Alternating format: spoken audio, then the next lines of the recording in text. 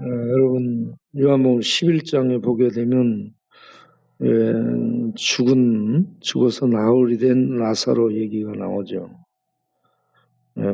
라사로가 죽었습니다.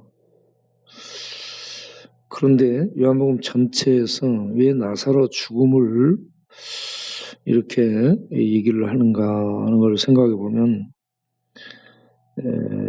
빛이 어둠에 빛이 돼 어둠이 깨닫지 못하더라는 1장에 있는 말씀 있죠. 인간은 그 어둠이 죄와 죽음과 저주 가운데 있는 비참한 운명적인 존재인데 그걸 모르는 거죠. 그래서 요한복음 9장에 날 때부터 맹인으로 태어난 자, 빛을 보지 못하는 맹인 얘기를 하고, 이렇게 빛을 보지 못하는 이러한 인간이 요한복음 11장에 와서 나사로의 죽음을 통해 죽음이라는 이 캄캄한 현실을 갖고 있는 이 인간이 죽음을 못 보는 거죠. 죽음이 얼마나 캄캄하고 죽음이 어떠한 이 저주인가, 이걸 모른 채 거저 세상에서 도토리 키재기식으로, 도토리 키재는 이런 이 비교 속에서 살아가는, 그러면서 돈과 명예와 권력과 세상적 자기 이익을 추구하는 이런 삶을 사는 어둠 속에 있는 존재라는 것을 얘기해 줍니다. 그러다가 죽음이라는 어둠을 만나서 영원한 죽음의 저주 속에 떨어지는 비참한 존재, 인간이 그런 존재라는 거죠.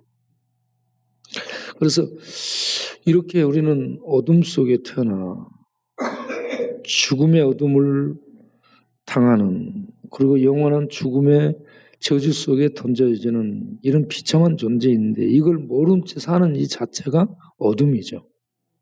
캄캄한 어둠입니다. 그럼 우리에게 필요한 것이 뭐냐? 빛이라는 얘기죠. 그래서 요한복음 1장에 예수님을 천상에 있는 존재로 소개하면서 예수님께는 세상을 비추는 생명의 빛이 있었다. 그 생명의 빛을 비췄다. 그런데 세상은 몰랐다. 그래서 예수님이 직접 오셔서, 육신이 돼가지고 오셔서 생명의 활동을 하죠. 생명 활동이 38년 병자를 고치는 거죠. 그리고 왕의 신하의 아들을 고치는 것. 그리고 맹인으로 태어난 자를 고치는 겁니다. 죽은 나사로를 고치는, 이게 전부 생명 활동입니다. 이 생명 활동을 통해 생명의 빛을 보도록 활동을 하고 있는데, 이러한 생명을 비추는 생명의 주님을 세상은 죽이려고 하죠. 세상 권력으로 죽이려고 합니다. 그렇게 해서 세상 권력으로 죽이죠. 생명의 빛을 십자가에 매달아서 공개적 처형을 시키고 죽이죠.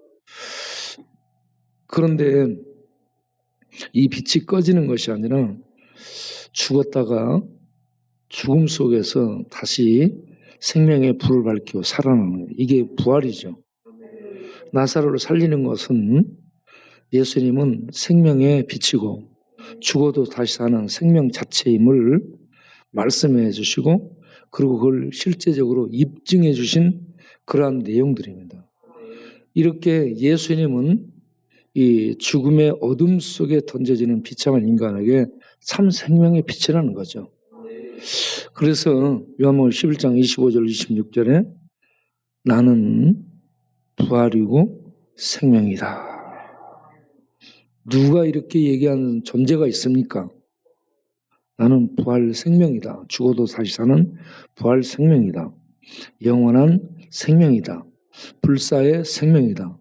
죽음이 죽이지 못하는 생명 자체다. 하나님께 있는 이 생명은 죽음의 저주 속에 있는, 우리의 어둠 속에 있는 인간들에게 하늘에서 비춰주는 참 빛이죠. 그래서 예수님을 믿는 자는 이 생명의 빛을 얻는 겁니다. 그래서 이 생명의 빛을 얻어서 이 생명 가운데 사는 것이 천국에 들어가서 이 땅에서 천국을 사는 것이 되는 거죠. 이 영원한 축복을 우리 주님이 우리에게 주시기 위해서 이 땅에 오셨습니다. 그리고 자신을 부활이요 생명이라고 증언하시면서 이것을 믿느냐? 믿으라. 믿으면 이 생명을 공짜로 얻는다. 이게 인간에게 최대의 축복이고 인간에게는 최고의 과제인 줄로 믿습니다. 예. 우리 쪽방에 와 있는 박영자 지사님이 서울대 국문학과 서울대 무슨 사범대 국문학과 출신이죠. 서울대에서 조교수하고 경남여고 교장하고 교사하다가 교장하고 이런저런 것을 했었는데 지금 보세요. 그분이 서울대 나와서 서울대가 빛인가? 쪽방에서요. 전에 가서 보면은요. 쪽방 문짝도 떨어져 가지고 그 안에 이건 있을 만한 누울 만한 공간도 없어요. 거기서 살아. 서울대라는 레터리가 대단한데 사실은 고시원 쪽방에 와서 그 문짝 떨어진 그 방에 캄캄한 방에서 이렇게 사는데 인간은 그런 거 자랑하고 살고 있죠. 그런데 그거 아무런 도움이 안 되는 거예요. 그래서 인간 세계에서 가장 복된 게 생명의 참빛을 보고 생명의 참빛이 어디 있는가를 알고 이 생명의 참빛을 얻는 자 이게 진짜 성공한 자고 복받은 자고 지혜로운 자인 줄로 믿습니다. 예. 그래서 이걸 예수님이 가지고 오셔서 소개하고 당신이 요한복음 8장 12절에 내가 세상의 빛이다. 이 말씀이 하늘에서 여러분들에게 울려 퍼지기를 바랍니다. 내가 세상의 빛이다. 태양의 빛이 아니고 과학이 빛이 아니고 철학이 빛이 아니고 종교가 빛이 아니고 위대한 발견이 빛이 아니고 이 땅에 오셔 십자가에 못 박혀 저주 속에 죽어진 죽음 속에 던져진 예수 그분이 세상을 비추는 무슨 빛? 생명의 빛, 참 빛이다. 예. 이분을 믿으면 이분과 함께 생명이 우리 안에 들어온다. 우리가 생명을 얻게 된다. 예수 믿는 자 안에 하늘의 참 생명이 와 있는 줄로 믿습니다. 예. 이 생명을 얻은 자 사실은 하늘을 얻은 겁니다. 하늘에 들어간 자입니다. 하늘에 어떻게 갑니까? 그래서 예수님이 말씀하셨죠. 내가 길이다. 나만이 길이다. 하늘에 들어가는 하늘 생명의 참호 세계에 진리의 빛에 들어가는 길이 다른 어떤 길도 없어요. 예수님만이 그 길이다. 그래서 그 길을 우리가 들어가는 것이 어떻게 들어가는 거예요? 예수님을 믿음으로 예수님에게 연합해서 예수님을 통해 우리는 그 길을 들어가고 그 빛을 얻고 그 생명을 얻게 돼서 그 생명을 선제적으로 소유하고 살게 된다. 이게 가장 복인 줄로 믿습니다.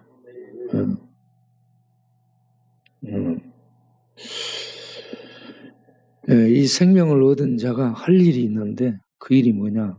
기도하는 일입니다. 생명이 비치신 예수님이 이 땅에 오셔서 이 모든 일을 행하실 때 기도로 했습니다. 기도가 하나님의 일을 하게 하는 방법입니다. 그래서 우리가 몸이 병들어도 기도할 수 있고요. 일을 실패해도 기도할 수 있고 몸져 누워도 기도할 수 있고 십자가에 못 박혀 있어도 기도할 수 있습니다.